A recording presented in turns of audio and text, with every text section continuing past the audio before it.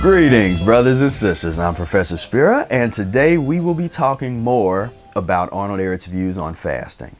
We will be in lesson 18 in Professor Arnold Ehret's Mucusless Diet Healing System, annotated, revised, and edited by Professor Spira. And we will be in the section called Rational Fasting for Physical, Mental, and Spiritual Rejuvenation, page 41 in our edition of Rational Fasting. So portions of rational fasting are basically in or ended up in the Mucusless Diet Healing System. So we will pick up where we left off, and it's page 144 if you have the book. It says, I dare say there may not be another person in history that has studied, investigated, tested, and experimented on fasting as much as I did. There is no other expert at present, as far as I know, who conducted so many fasting cures on the most severe cases as I did. I opened the first special sanitarium in the world for fasting. Combined with the mucusless diet and fasting is an essential part of the Mucusless Diet Healing System. I have likewise made 4 public scientific tests of fasting of 21, 24, 32, and 49 days, respectively, as a demonstration. The latter test is the world's record of a fast conducted under a strict scientific supervision of government officials. So, again, at the end of the last video, I was talking about how it's possible to have general recommendations of fasting that can be applicable to multitudes, to a lot of people. But at the same time, you may have individual practitioners that have mastered those basic tenets and have enabled themselves to do things that are a bit more advanced. So as Arnold Ehret says here, he, for many years, held the world record of longest supervised fast, his longest being 49 days. But throughout this book, he recommends that people do not do long fast. So I think what happens, sometimes people read the book and they get fixated on whatever is the most extreme thing. That's what they're attracted to. They get fixated on that. And so people get fixated on Arnold Ehret did 49-day fast. I got to beat Arnold Ehret. I got to do better than he did. It's like this ego thing. It's like you missed all this other stuff he's saying. What was the point of the long fast that Ehret was doing? Ehret was a pioneer. He was experimenting on his own body. Nowhere will you see him tell anybody to do a 49 or a 32 or a 24 or a 21-day fast. Not for the general principles that are for the multitudes. Now, if you do a little bit more advanced study of Ehret, and there's an article called Still Ehret by Gordon Kennedy, that depicts his meeting of Fred Hirsch, which became his confidant, his right-hand person.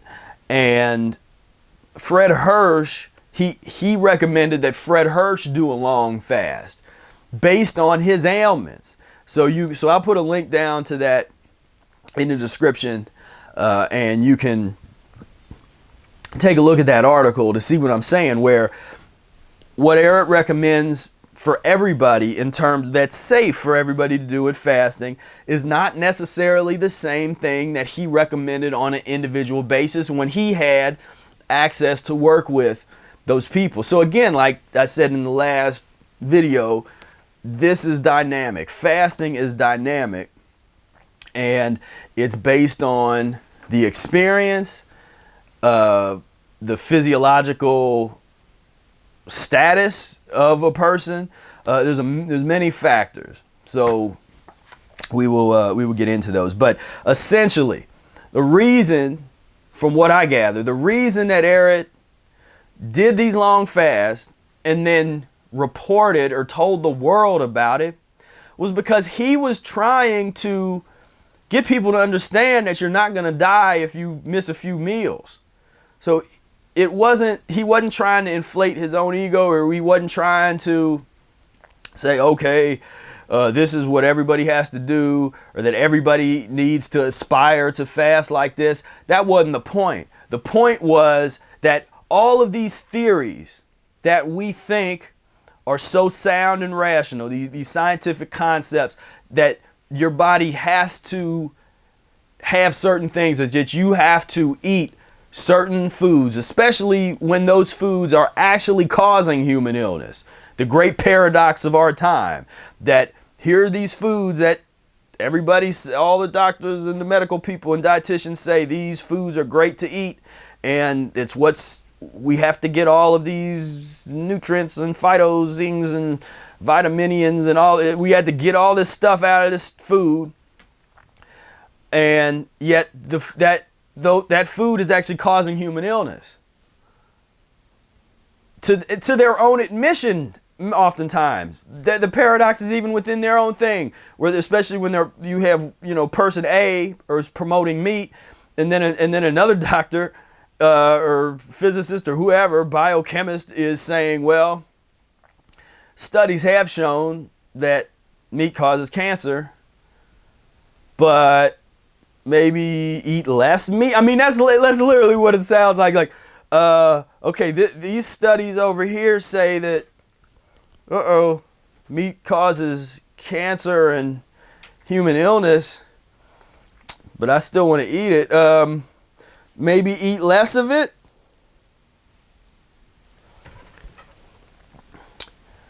See, what we've done, and what Ehret basically was trying to do, is say they're wrong.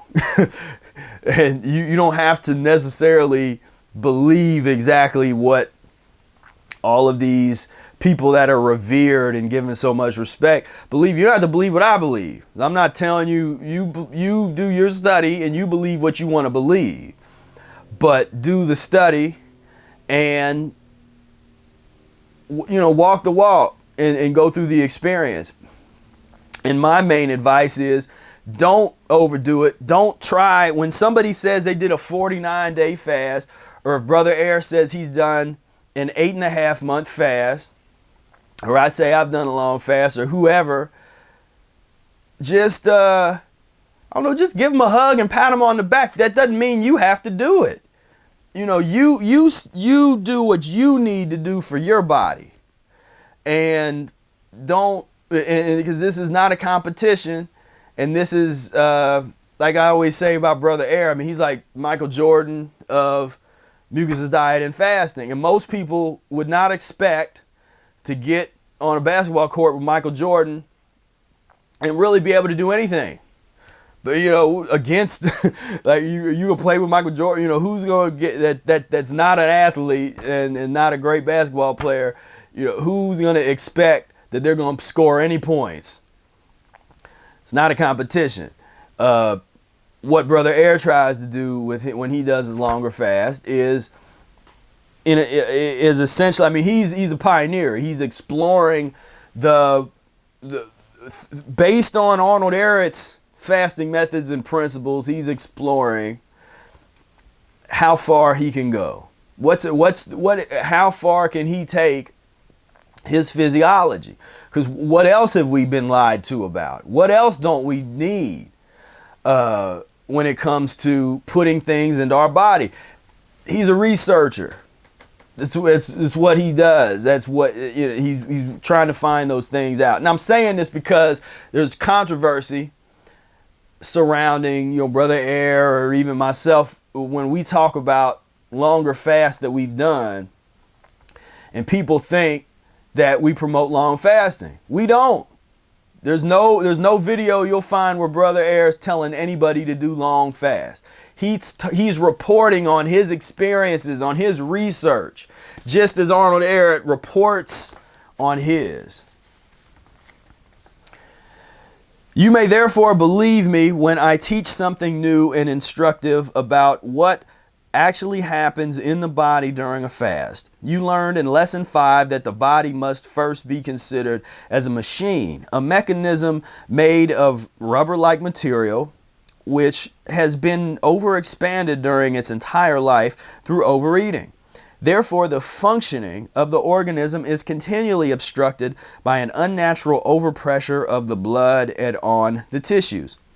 The avenues of the circulation contract, the blood becomes more concentrated, and the superfluous water is eliminated.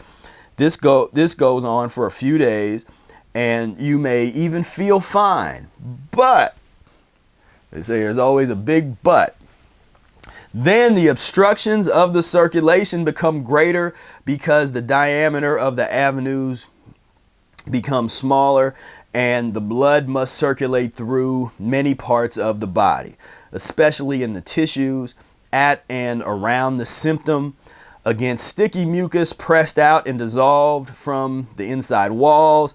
In other words, the bloodstream must overcome, dissolve, and carry with itself mucus and poisons for elimination through the kidneys. So there's a lot. There's a lot here in this. I mean, you really start breaking this down. He's basically saying with principle of contraction. When you start the fast, the tube system starts to contract, kind of come in on itself and squeeze, and you get this it's like a squeezing process of as Ehret is describing here, the superfluous water is eliminated and circulation improves and increases, and things just start moving. The lymphatic system starts to move, and so that's part of this contraction process. And not only the blood veins, but also the lymphatic vessels, and everything just starts to move. Circulation improves, and as he says, you feel great. Sometimes and that's one thing that people get in trouble with if they've never fasted before. If it's the first time or the first several times, you can feel so wonderful the first few days of a fast. You get past that second day of a fast and you start feeling wonderful. Then you get greedy. I see a lot of people get greedy instead of just, okay, like, wow, that was a great experience after 3 or 4 days. All right, let me break this and go back to my mucusless diet, and then in a week or two I'll do another short fast.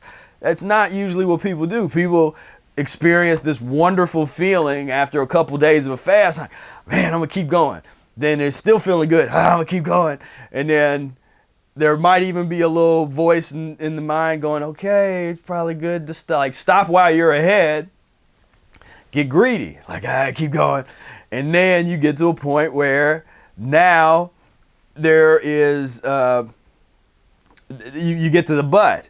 Then obstructions of the circulation become greater because the diameter of the avenues becomes smaller, and the blood must circulate through many parts of the body. A lot of this waste starts to get moving. It starts to re-enter into your system, and you feel it. And if you've done old drugs in the past, or you've done or just eaten the standard diet, and you have all these poisons, all this stuff, all the antibiotics that they put in the cows, and I mean, there's so much of that stuff that's just in our tissue system to eliminate, and it starts coming out, and you might not feel great. And if you don't have a whole lot of experience fasting, that might scare you. Whereas, like, wow, you felt better than you've ever felt in your life for several days, and then you hit a brick wall, and you don't want to get out of bed. And a lot of people, that's how they do it. That's how they practice it. And some people promote that. Just keep going. Just keep going.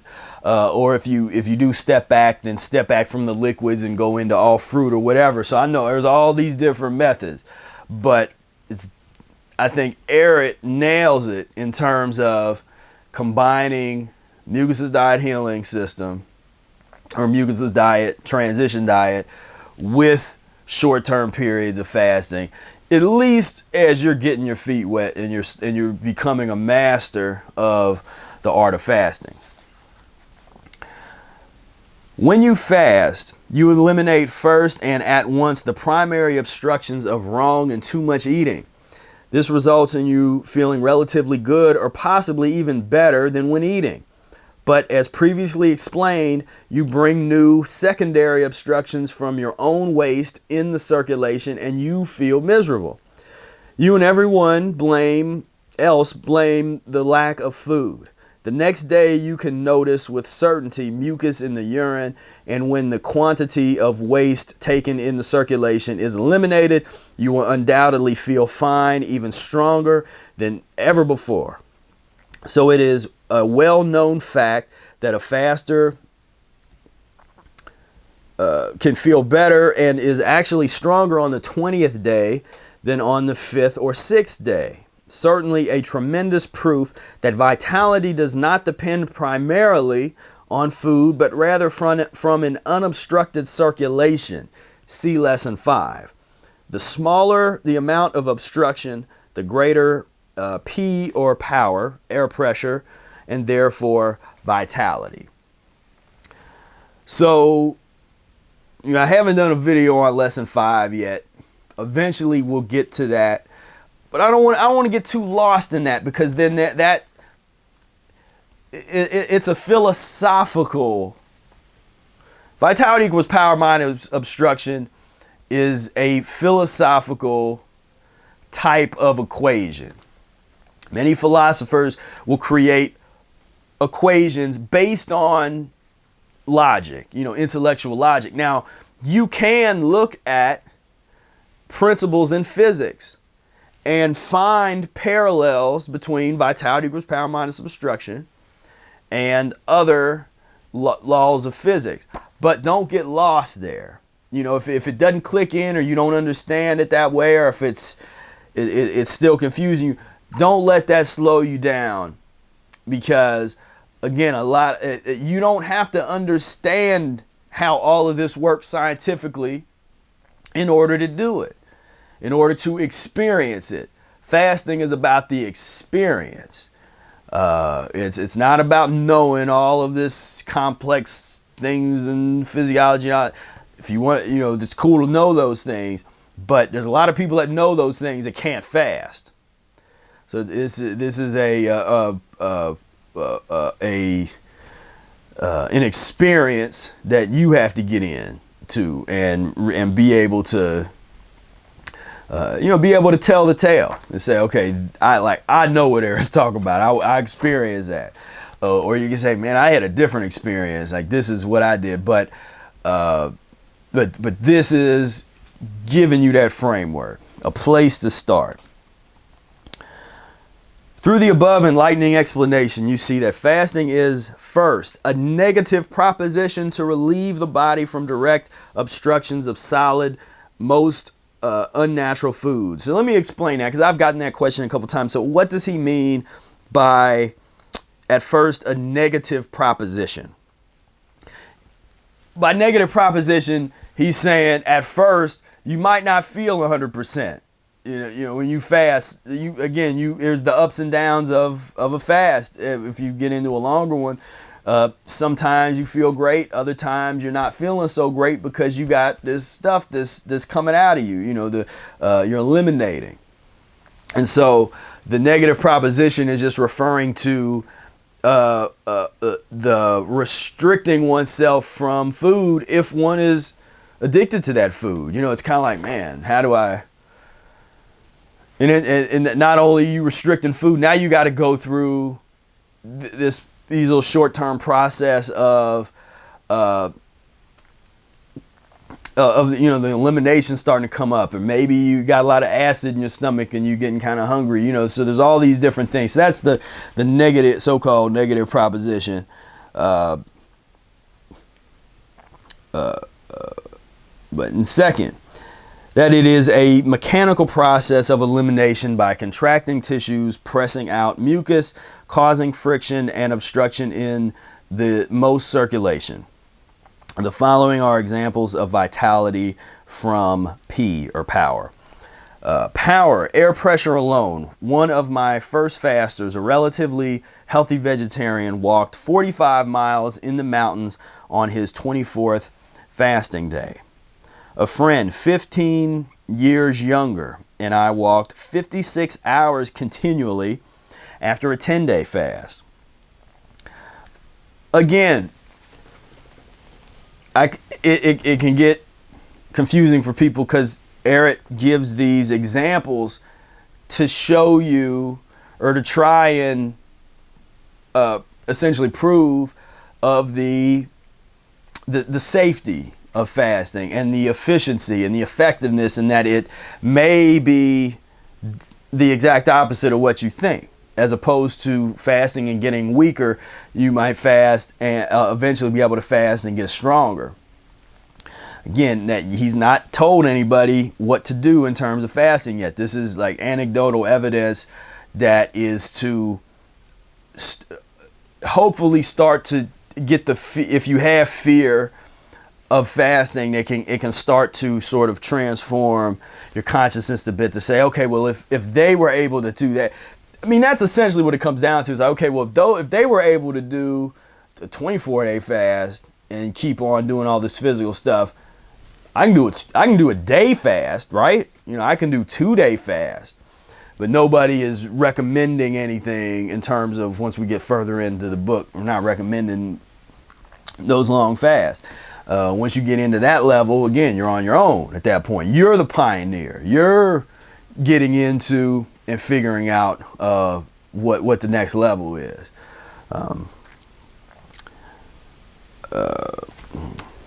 Okay, let's finish this last little part up. A German physician, a specialist in fasting cures, published a pamphlet entitled Fasting, the Increase of Vitality. He learned the same fact that I did, but he does not know why and how, and vitality therefore remains mysterious for him. If you drink only water during a fast, the human mechanism cleanses itself. The same as though you would press out a dirty, watery sponge. But the dirt in this instance is sticky mucus, and in many cases pus and drugs, which must pass through the circulation until it is so thoroughly dissolved that it can pass through the fine structure of the physiological sieve called kidneys. So there's, I mean, it's just, Ehret's writing is just so jam-packed with like so much stuff. I mean, it's just so much. Just he'll say a little sentence, but that could represent an entire books of knowledge. You know, books of experience, books of anecdotal evidence and scientific experimentation. Yet it's so simple. I mean, Ehret talks a lot about the kidneys. Dr. Morris is not the first person to talk about kidneys, and a lot of other people that really focus on kidneys. Ehret, it's right here. Ehret talks about mucus in the urine that comes out when someone starts to fast. That's a thing that a lot of brothers and sisters in the Morris camp have gotten into. The sediment studies. You urinate and then look to see it. You can see it. If you let it sit, you put it, urinate in a glass jar and let it sit, then all this like white filmy slime should start to collect at the bottom. It's like this stuff. And when that's not there, when you're not urinating and you're getting out that some of that cloudiness and that kind of stuff, particularly when you're starting to fast, you're getting into this level of cleansing, then you got to pay some attention to your kidneys because they're not really filtering that lymph and that waste and that mucus like it should. So like I said, and that in itself is a book. So much, yet it's simple. It really is fairly simple. So I'm going to cut it off there. I thank you all so much for plugging in. And until next time, peace, love, and breath.